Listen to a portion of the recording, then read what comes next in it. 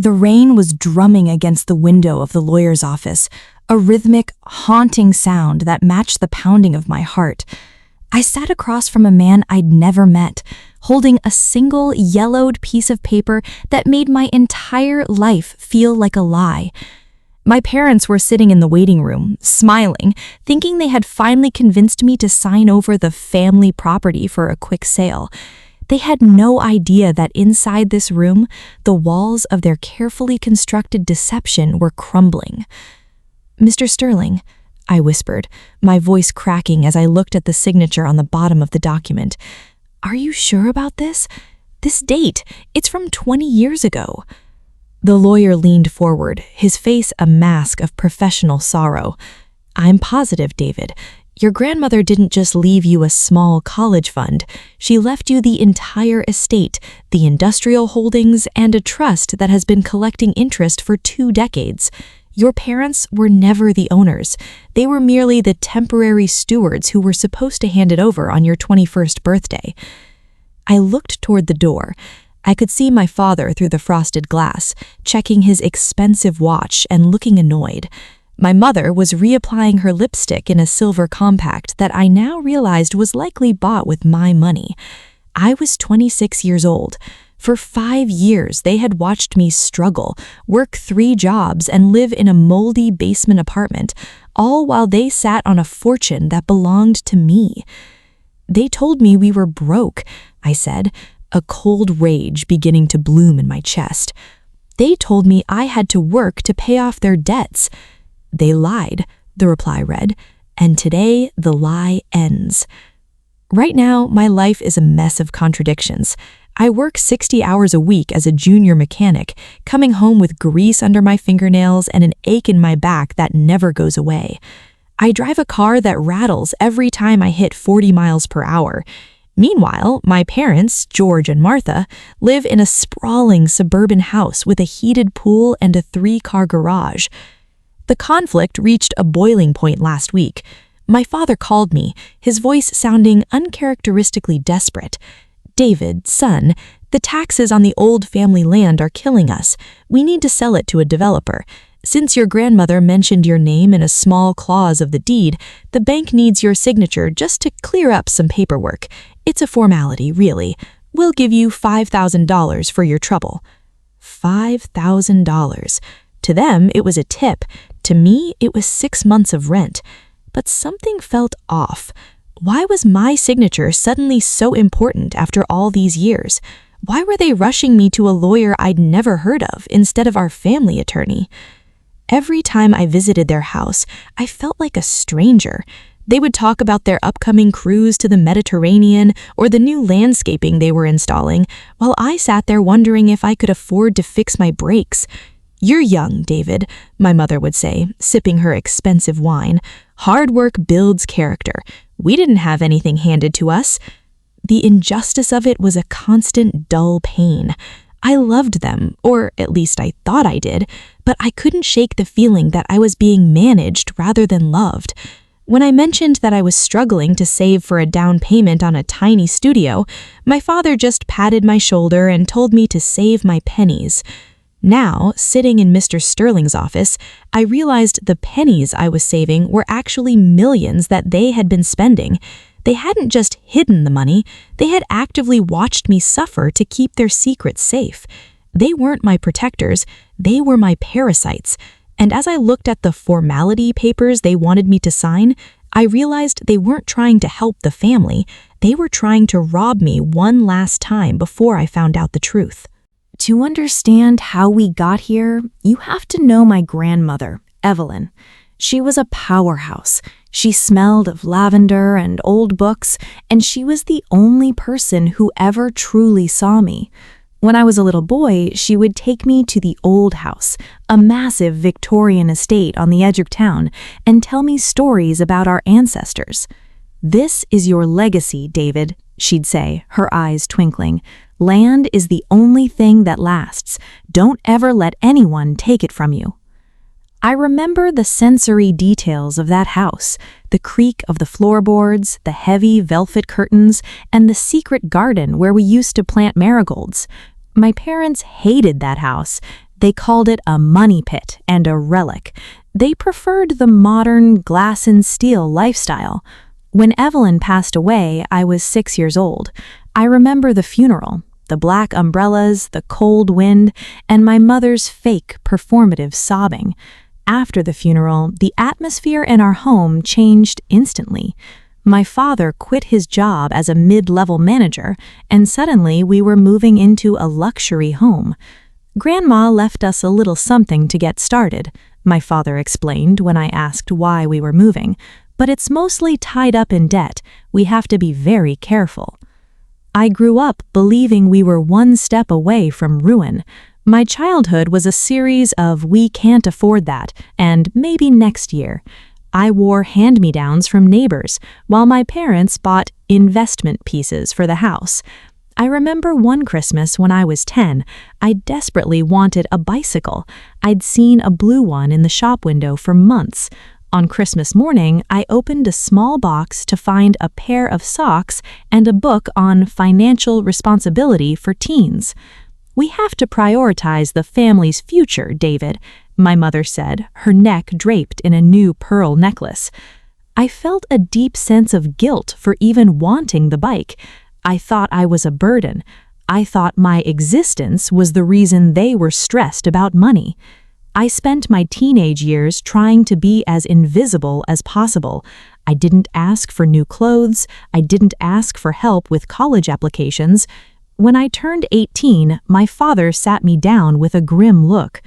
"David, the inheritance money is gone. Your grandmother's debts were larger than we thought. We've had to take out a second mortgage just to keep a roof over your head.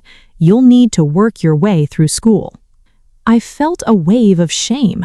I thanked them for their sacrifice. I took out student loans, worked graveyard shifts at a warehouse, and survived on ramen noodles. I felt like I owed them my life because they had saved me from the debt my grandmother supposedly left behind. I was trapped in a cycle of gratitude for a lie. The cracks in the story started showing about 2 years ago. It began with the mail. I was visiting for Sunday dinner when a letter arrived addressed to the executor of the Evelyn Thorne estate. My father grabbed it so quickly he nearly knocked over his water glass.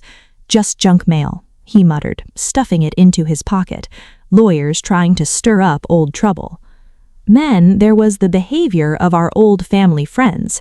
At a community BBQ, Mr. Henderson, a retired banker, came up to me and shook my hand vigorously. "Good to see you, David. I assume you're enjoying the fruits of your grandmother's hard work? That trust must be quite a comfort in this economy." I stared at him confused. "Trust? Mr. Henderson, there was no trust, just debt. My parents have been paying it off for years." Mr. Henderson's face went stiff. He looked over my shoulder at my father, who was watching us from the grill with a terrifying intensity. "Oh, I see. I must have been mistaken. Old age, you know. Forget I said anything." He hurried away, leaving me with a cold knot in my stomach. Later that night, I asked my mother about the trust. "Mr. Henderson is senile, David," she snapped, her voice sharper than usual. "He's been confused since his stroke. Don't go around repeating his nonsense. It makes us look like we're hiding something, and Lord knows we've been open with you." The favoritism was another red flag. My parents had suddenly started investing heavily in my cousin Stephen. Stephen was a high flyer, always wearing designer suits and talking about his portfolio. My parents gave him a loan of $50,000 to start a business. "Why can you help Stephen but not me?" I asked, my voice trembling with years of suppressed frustration. "Stephen has a business plan, David," my father said, leaning back in his leather chair. "You're just a mechanic. Giving you money would be like throwing it into a hole. We have to be smart with what little we have left." Subtle changes in their behavior became more frequent. They became obsessed with privacy. They installed a high-tech security system. They stopped inviting neighbors over. They acted like people who were constantly looking over their shoulders. I started noticing that they never talked about my grandmother anymore. It was as if she had never existed. Whenever I brought her up, they would steer the conversation toward their new kitchen cabinets or my father's golf handicap. It wasn't just neglect, it was an active erasure of the woman who had loved me. I was being treated like an outsider in a family built on a foundation I wasn't allowed to see. The tension turned into a full-blown crisis 3 months ago. I was served with a notice that my apartment building was being sold, and I had 30 days to leave.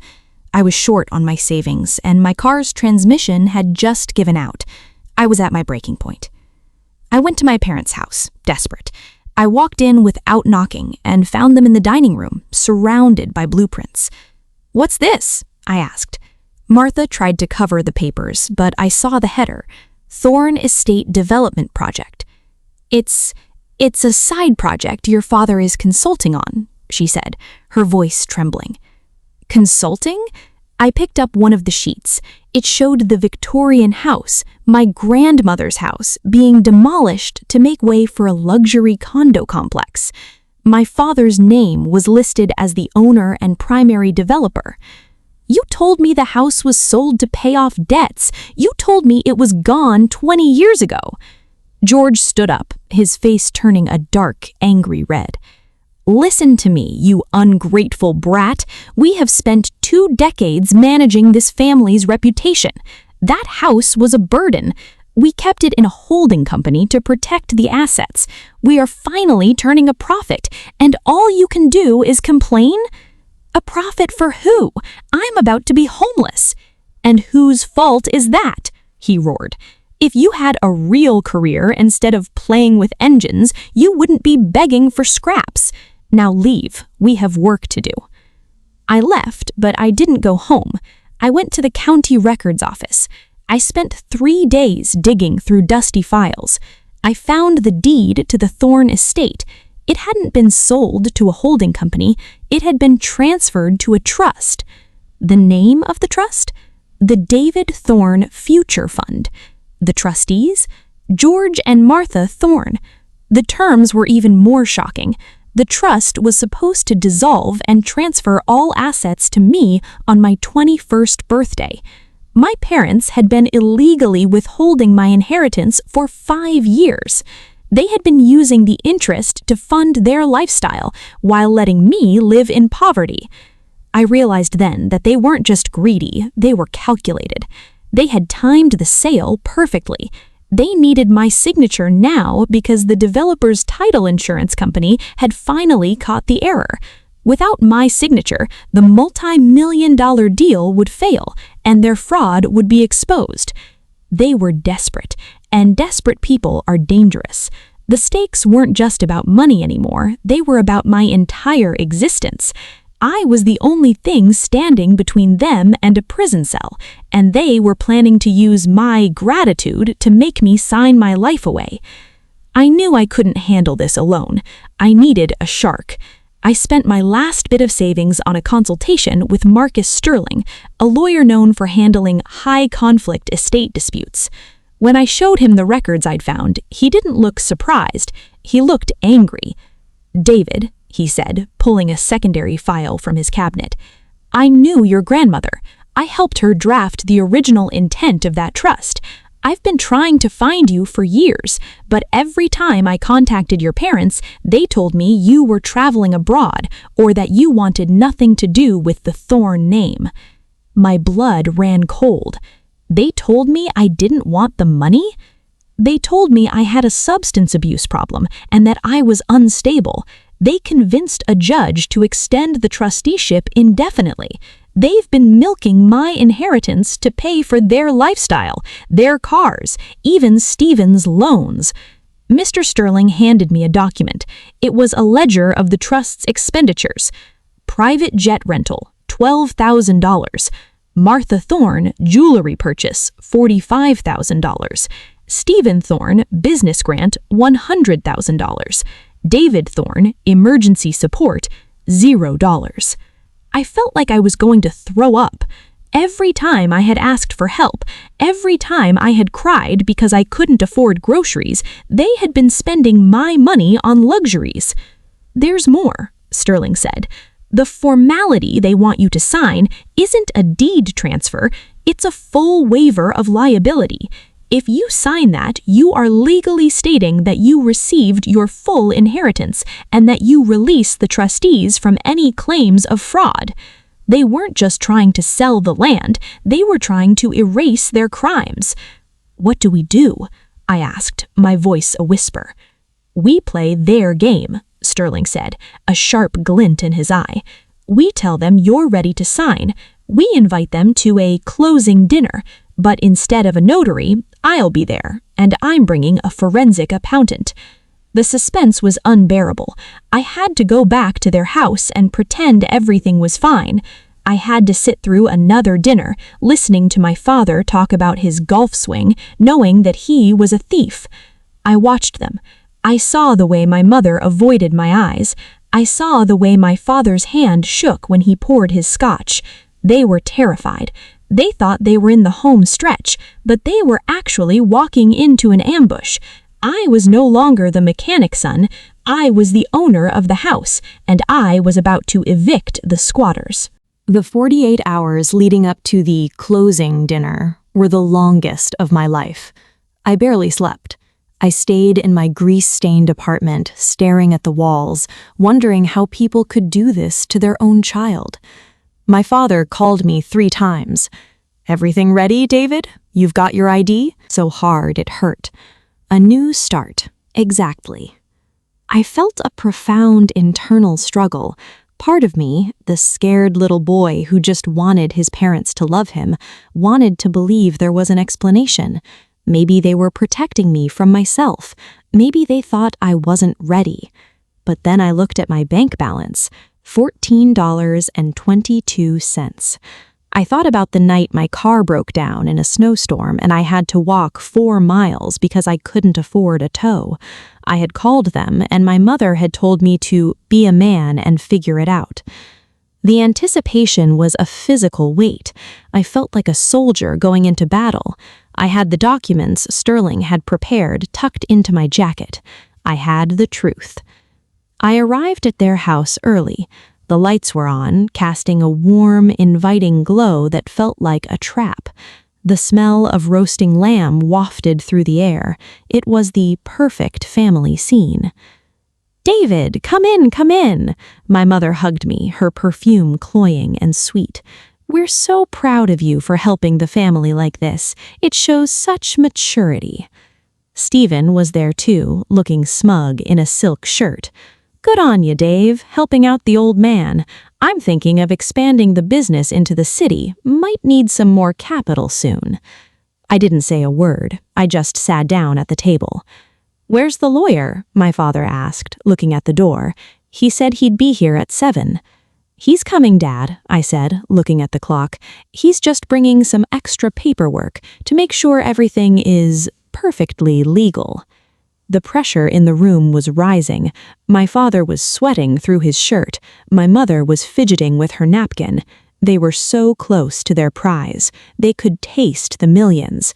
They didn't realize that the clock wasn't counting down to a payday. It was counting down to their destruction. The doorbell rang. My father jumped as if a gun had gone off. "I'll get it," he said, practically running to the door. He returned a moment later, followed by Marcus Sterling and 2 men in suits I didn't recognize. "George, Martha, I remember me, I assume, from Evelyn's funeral." My father's face went a sickly shade of gray. "Sterling, what are you doing here? We were told a Mr. Henderson was handling the signing." "Mr. Henderson retired. I decided to bring someone who actually knew my grandmother's wishes." "David, what is this?" my mother asked, her voice rising to a shriek. "We had a deal. We're trying to help you." "Help me," I laughed, and the sound was harsh even to my own ears. "Like you helped me when you told the court I was a drug addict? Like you helped me when you spent $45,000 on jewelry while I was eating out of a food pantry?" The silence in the room was absolute. Stephen looked back and forth between us, his smug expression replaced by sheer terror. "You've been digging," my father hissed, his voice low and dangerous. "You think you're smart? You think you can just walk in here and take what we've built?" "You didn't build anything, George," Sterling said, opening his briefcase. "You stole. We have the forensic audit. We have the records of every dime you took from David's trust. We have the forged affidavits you submitted to the court. And we have the developer on record saying you tried to sell land that you don't legally own." "It was for the family," Martha screamed, her face contorting into a mask of rage. "Evelyn was an old fool. She was going to give it all to a child. We did the work. We raised him." "You didn't raise me," I said, stepping closer to her. "You managed me. You treated me like a liability you had to hide. You watched me struggle for 5 years, Martha. You watched me cry because I couldn't afford a doctor. How do you sleep at night?" "We sleep just fine," my father roared, lunging toward me. Sterling's assistants stepped in the way. "Sign the papers, David. If you don't sign, we're ruined. Everything we've worked for, the house, the cars, it's all gone." "Good," I said, "because none of it was yours to begin with." My father reached for the papers on the table, trying to rip them up, but Sterling held up a digital tablet. "It's already done, George," Sterling said. "We filed a temporary restraining order on all trust assets 4 hours ago. Your bank accounts are frozen. Your credit cards are declined. The developer has pulled out of the deal and is considering a fraud suit against you." My mother collapsed into her chair, sobbing, real tears this time, tears of fear. "David, please," she whimpered. "We're your parents. You can't do this to us. We'll pay it back. We'll give you half." "Half?" I looked around the room. "You don't understand. I'm not here to negotiate. I'm here to take possession." "Possession of what?" Stephen asked, his voice trembling. "Everything," I said. "This house was bought with trust funds. The cars were bought with trust funds. Even that shirt you're wearing, Stephen, was paid for by my grandmother's hard work. I've already signed the paperwork to dissolve the trusteeship. I am the sole owner of the Thorne estate." I pulled out a single sheet of paper, the real deed. "I'm not signing your waiver," I said to my father, "but you are going to sign something. You're going to sign a full confession of fraud. If you do, I won't push for the maximum prison sentence. If you don't, well, Mr. Sterling has the district attorney on speed dial." George looked at the paper, he looked at the lawyer, he looked at me. He realized he had no moves left. He had spent 20 years playing a hand with stolen cards, and the game was finally over. He grabbed a pen, his hand shaking so violently he could barely hold it. He signed the confession. "There," he spat, throwing the pen at me. "You have your money. Are you happy now? You've destroyed your family." "No," I said, picking up the paper. "I didn't destroy this family. Your greed did. I'm just finally letting the light in." "Get out," I said, looking at all of them. "You have 1 hour to pack a suitcase. Everything else stays. The furniture, the art, the cars, it all belongs to the estate now." "You're evicting us?" Martha asked, her voice barely a whisper. "I'm not evicting you. I'm just returning you to the life you said you had, the life of hard work and building character. Enjoy it." The fallout was swifter than I expected. Once the confession was signed, Sterling moved with surgical precision. My parents were forced to move into a tiny 2-bedroom apartment in the worst part of town. Without the trust fund to subsidize them, they were lost. My father tried to get a job in real estate, but his reputation was ruined. No firm would touch him. Martha tried to sell her jewelry, but I had already filed a claim stating they were stolen assets. She had to hand over every pearl, every diamond, and every gold watch. She now works as a receptionist at a dental office. Stephen's business collapsed within a month. Without the constant influx of my money, it was revealed to be nothing more than a vanity project. He's currently working as a delivery driver, and he won't look at me if we pass on the street. I didn't send them to prison. Sterling advised against it, saying the legal fees would eat up too much of the recovery. Instead, I let the social consequences be their sell. Everyone in our community knows what they did. The perfect Thorne family is now a cautionary tale about greed. The Victorian house was saved.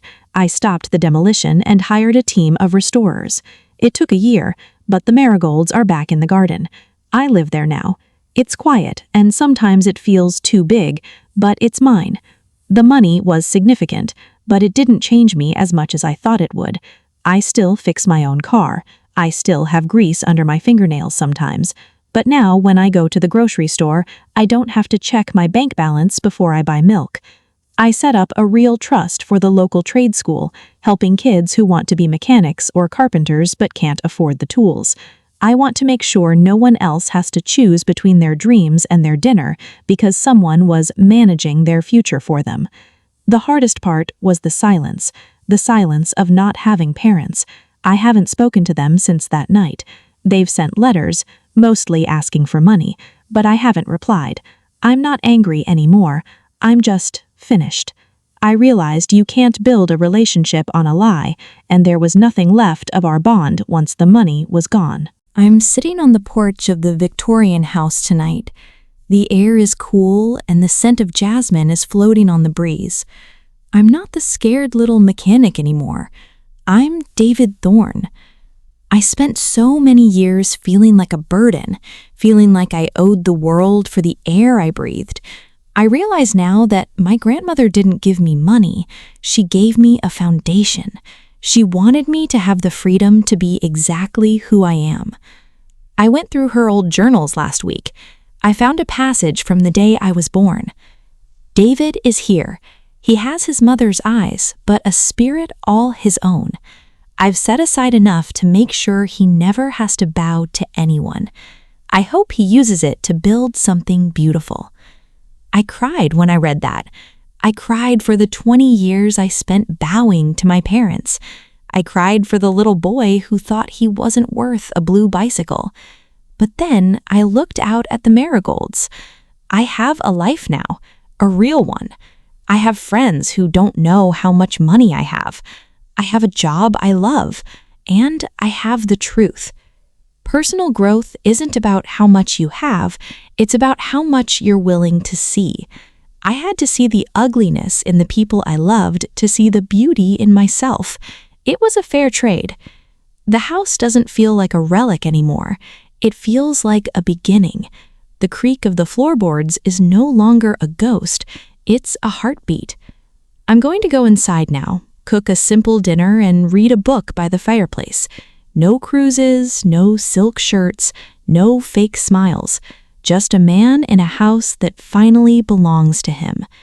I am David Thorne, and I am finally free. Money can buy a lot of things, but it can never buy back the time you lost to a lie.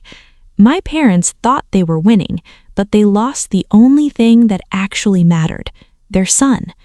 I want to ask you, have you ever felt like your family was hiding something from you? Or have you ever had to choose between your parents and the truth? Family betrayal is a unique kind of pain, but it doesn't have to be the end of your story. It can be the spark that helps you find your own strength. Please share your stories in the comments. I read every single one, and I hope my journey gives you the courage to look for the truth in your own life. If this story resonated with you, please hit the like button and subscribe to the channel. We share real-life stories of resilience, justice, and the power of the truth every single week. Thank you for being part of my journey. Remember, you aren't defined by what people take from you. You're defined by what you do with what's left. Stay strong, and I'll see you in the next story.